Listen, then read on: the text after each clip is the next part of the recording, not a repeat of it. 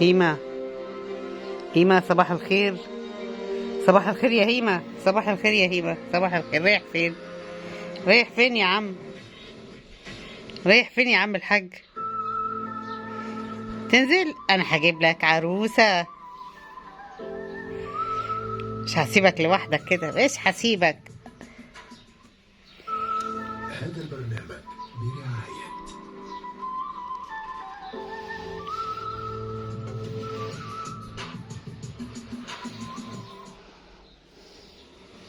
الاختراعات دي كلها غيرت حياتنا، بس في اختراع منهم كان بداية لكل حاجة وصلنا لها.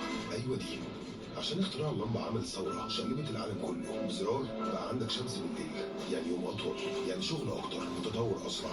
نور يعني جهاز شغال، يعني ما أحلاك يا همام. اللمبة عملت ثورة في كل حاجة حوالينا ووصلتنا لحاجات يلا نفطر، بيها سرعة الضوء. يلا نفطر.